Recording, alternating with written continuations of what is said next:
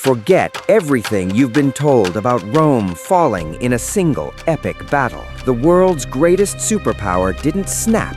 It rotted from the inside out. For 5 centuries, Rome's legions were the most lethal, most organized killing machine the ancient world had ever seen. But by the 5th century, those same legions were a hollow shell, and the empire that built them was already dead.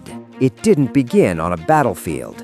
It began in a treasury. In the 3rd century AD, Rome entered what historians called the crisis of the 3rd century. 50 years of civil war, plague, and economic collapse that shattered the empire's foundation. At the heart of the collapse was a silent weapon: hyperinflation. To fund endless wars and pay off barbarian threats, Rome began debasing its currency, stripping silver from its coins until the denarius was worth almost nothing. By the reign of Emperor Gallienus, the silver content of Roman coins had dropped from over 80% to less than 5%. Prices exploded.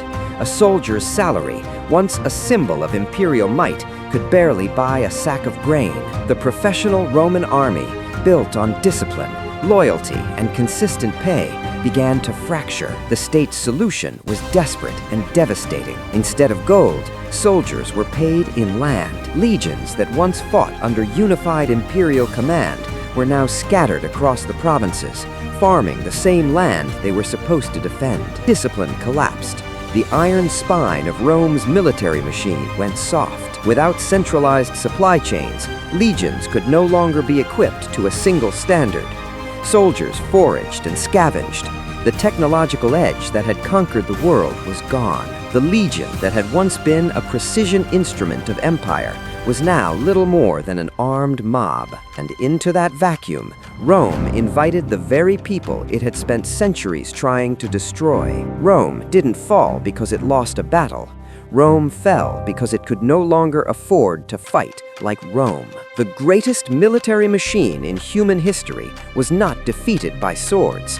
It was defeated by empty coffers, broken supply lines, and a currency worth less than the metal it was stamped on. The masters of the world became history's biggest losers, not with a bang, but with a slow, silent, inevitable rot.